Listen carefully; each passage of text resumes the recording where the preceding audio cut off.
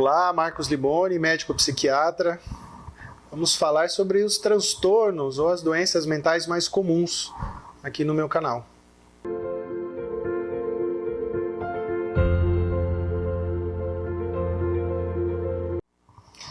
Olha, na antiga classificação internacional de doenças, segundo a Organização Mundial da Saúde, que agora está mudando para uma nova versão, a tão famosa CID-10, que era antiga, indo agora para a CID-11, Classificação Internacional de Doenças, estão catalogadas 454 doenças psiquiátricas.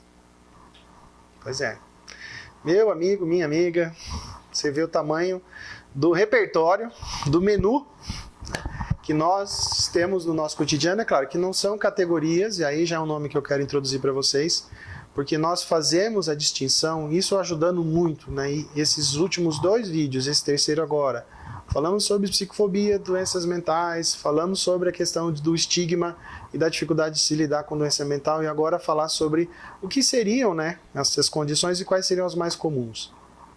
Isso também puxando a questão do diagnóstico, né, que a gente sempre está podendo abordar isso de alguma forma, é trazer informação com qualidade para vocês.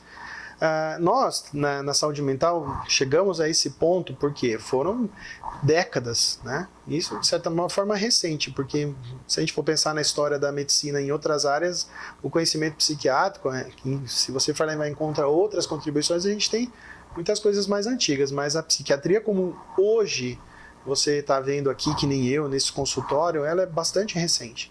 Para vocês terem uma ideia, os primeiros medicamentos psiquiátricos começaram a ser usados efetivamente na década de 60, no século passado. É uma coisa bem recente.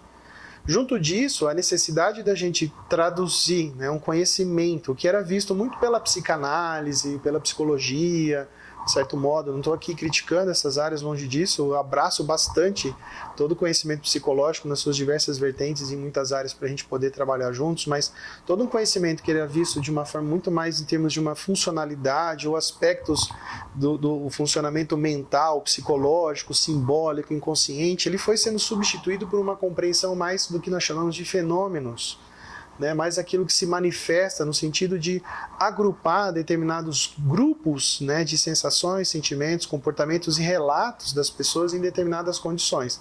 Obviamente passando pela forma da medicina organizar em termos de comportamentos e atitudes. Então, essas 454 doenças, elas foram divididas em grupos a partir das maiores alterações que nós enxergamos no nosso cotidiano. As questões que vêm de problemas orgânicos já definidos, né? Passando pela questão do uso e abuso de substâncias, aí vemos a questão das desordens de pensamento, passando pelas questões de humor, passando pelas questões de ansiedade, passando pelas questões somáticas, aí vai para as questões de cunho de personalidade, vai avançando sobre retardos mentais, as doenças invasivas, os transtornos invasivos do desenvolvimento, enfim, até chegar às últimas classificações. Então a gente dividiu, né, como eu já tinha antecipado um pouquinho, em categorias, e aí, claro, em cada situação a gente tem uma prevalência, que é o número de pessoas que sofrem dessa condição, que é mais intensa, que é mais presente ao longo do tempo. Aí, só para vocês terem uma ideia inicial, como o Brasil é campeão em muitas coisas, nós somos, por exemplo, o país mais ansioso do mundo. Tá? A população, em termos de população adulta, né, o levantamento epidemiológico recente feito fala que a gente passa, particularmente, se eu não estou enganado, dos 10% de pessoas que sofrem de algum tipo de transtorno de ansiedade. E quais são os transtornos de ansiedade mais comuns? As fobias, mas o transtorno do pânico, o transtorno de ansiedade generalizada, fobia social, os componentes ansiosos de outras condições. E a ansiedade, já conversamos bastante sobre isso, mas ela é uma condição bastante presente não só em doenças, mas também como um tempero que tempera muitas outras condições. Junto dos transtornos ansiosos, nós temos as depressões, né? Aquelas doenças que já estão numa outra categoria, num outro campo de observação do nosso dia a dia, que fala, por exemplo, da questão da tristeza, da alegria, então as chamadas doenças do humor, onde a depressão clássica, né, onde prevalece tristeza, apatia, perda do prazer nas atividades, uma série de outras dificuldades do funcionamento da pessoa que toma conta, né, da consciência dela, toma conta da forma dela movimentar a sua vida, podem ser doenças, contam aí com uma epidemiologia bastante alta. chegando a 6%, enfim. Os números eu não sou muito exato, porque também às vezes é difícil guardar tanta coisa, né, gente? Acompanha a depressão, a famosa doença bipolar, o transtorno afetivo bipolar, que já compõe, junto dos sintomas depressivos, de tristeza, períodos onde a pessoa tem exacerbação, exaltação de humor, tá? Vista também em outras condições, mas o diagnóstico é bem específico, a gente pode até falar especificamente sobre isso algum dia. Também temos as famosas doenças do pensamento, né, ou modificação do pensamento e do comportamento, as esquizofrenias, ou as doenças de pensamento, os delírios, né, os transtornos delirantes também são bastante prevalentes.